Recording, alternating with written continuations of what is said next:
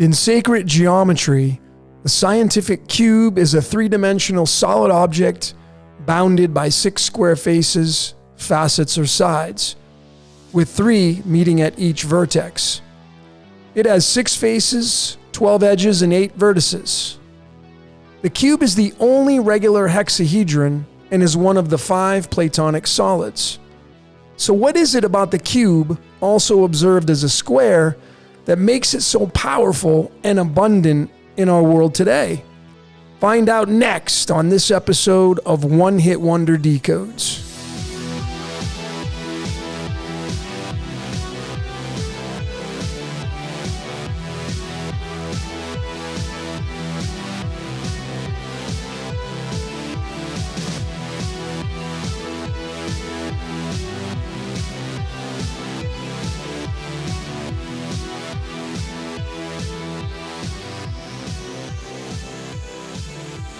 Good day or evening to everyone out there in the decoding world. My name is Logan, and this is Decode Your Reality, and today is the birth of my new series called One Hit Wonder Decodes. And I came up with this idea based upon, like a song that was labeled a one-hit wonder. But, the actual definition is really just any entity that achieves mainstream popularity. And make no mistake about it, this cube/square is definitely a one-hit wonder. And this new series that I'm starting, I'm trying to keep it shorter. I'm trying to keep these to a bare minimum, simple slides, and much shorter presentation. I know some of you are like, oh, bummer, I want to have some longer presentations, but I'm trying to make these shorter and get more content out to you. I have so many different thoughts and decodes that come to my mind so very much, and it's tough to kind of just keep up with all of them. So I'm just thought maybe if I just did some massive one-hit wonders, some ideas, and just decode them really quick without having to put 30 minutes to an hour into the presentations, I'll be able to get a lot more content out to each and every one of you, which, of course allows me to learn from you because so many of you have great observations in the world of decoding. So here we go, folks, the square/cube. And it really started with the Rubik's Cube. This was a big part of it. And again, life is fixed, folks. This is in the code of the world. It's in the code. And when we observe it, it starts to show itself. There's no more hiding. And notice that, the Rubik's Cube was invented in 1974. 1974 is when it was invented, which is linked to tungsten and wolfram, the wolf, and illumination, of course, which is the higher half of the 47, and 74 plus 47 is 121, which is the all-seeing eye. So, of course, I wanted to go further with this, and it got me into the actual location of where it was first introduced to the world. The city of Budapest, the capital of Hungary. It's right here. The availability was first released in Budapest. It was called the Hungarian Magic Cube. 1977 of all years, there's that master number 77 tied to the iridium. But notice the latitude, longitude. The X marks the spot where the energy came down to deliver that Rubik's Cube to the world, and why it was so prevalent on the world stage. And it was a huge success. Look at the latitude, longitude of the city of Budapest. There's the tetragrammaton right there. Folks, we're talking about the square and cube. And there it is, showing itself. I don't know how much more support and proof people need to realize that we live inside of a game, we're being controlled, and we're all playing out our script, and everything is part of this code and script. Tetragrammaton's 4719 is tied to battery. And this is where this Rubik's Cube first came out. Now, it was designed and developed by this guy right here from Budapest, Erno Rubik. And notice I circled his birthday. the 13th of July. Of course, you know 13's tied to the number 79 in the string of pi, which is gold currency. And his birthday can also be observed 13/7 or the 137, and there it is, tied to the 33rd prime number. And, you know, we're going to be decoding using the square cipher. So we get into a little bit more advanced decoding, folks. And maybe some of you have already used this, but when do you use it? Obviously, you can use it at any time you want, but when it's in its proper expressions, because we're talking about a square, we're talking about a cube. So how fitting to use the square cipher. And look at what the outcome is for this guy's full birth name. I mean, Erno is a master number 77 tied to that year that it came out, 1977. And he created the Rubik's Cube. And his name is tied to the 33rd prime number through his birthday is tied to the 33rd prime number. Now, I want to know what's running the box, folks, and why this box is a one-hit wonder, and the Rubik's Cube is a one-hit wonder, and the square and the tetragrammaton were in the box. We're the Jack in the Box. But what's running that box, folks? Well, if you haven't seen my decode on Jack in the Box, of course, I'm going to highly suggest that you check it out. But let's get into the square. Let's decode the square. I mean, what cipher would you want to use to decode the word squared to really give you a great expression and outlook of what it really means? Obviously, let's use the square cipher. So the word square is a 1441. And that is tied to this number right here, 12037, because the 1441 is its prime number. 12037 is the 1441 prime number. And then when you get into what's running this box, folks, like it or not, this is just, you got to give the respect. This is what's running it, folks. Goes by many names. That's what allows it to be very slippery and it to lie hidden.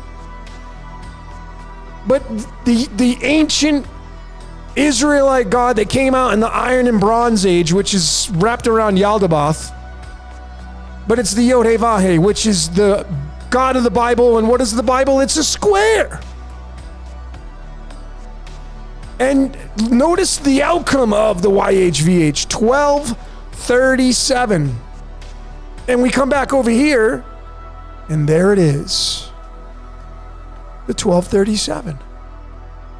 Tied to the 1441 of square. Just got the 0 in there, meaning infinite potential, or down the rabbit hole you go. But folks, that's why I have the Jack in the Box. We are the Jack, and if you're female, you're the Jill. And this square, three-dimensionally, is what we're in. That's why you have north, south, east, and west. In the Bible and theology, it talks about the four corners of the earth, Gog and Magog.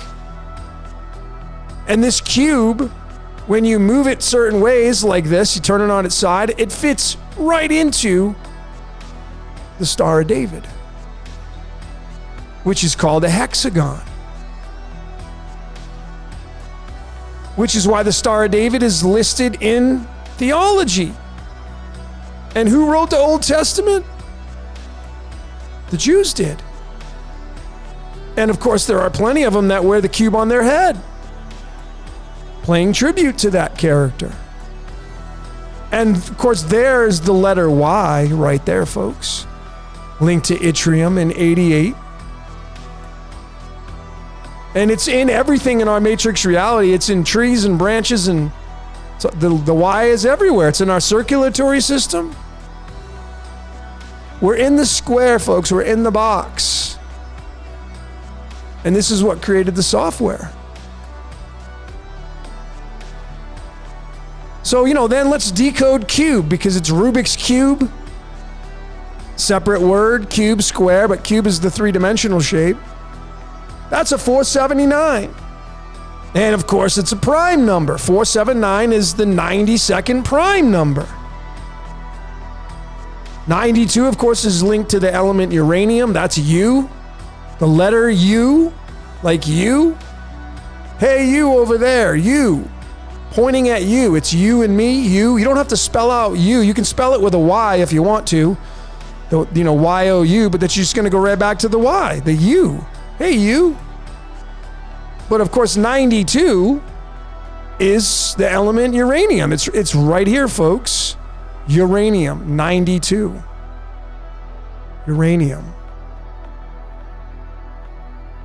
And, you know, when I was decoding this, of course, I looked at these numbers, and this is where you can get into some advanced decoding, folks, because you can take the 4 and the 7 and the 9 and bring it into the elements of the periodic table, and these are the two elements that make up that 4 and 7, 9. It would be beryllium, the 4th element, and gold, the 79th element.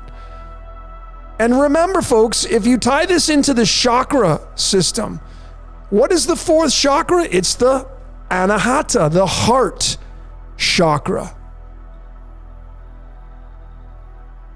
So this cube means heart of gold.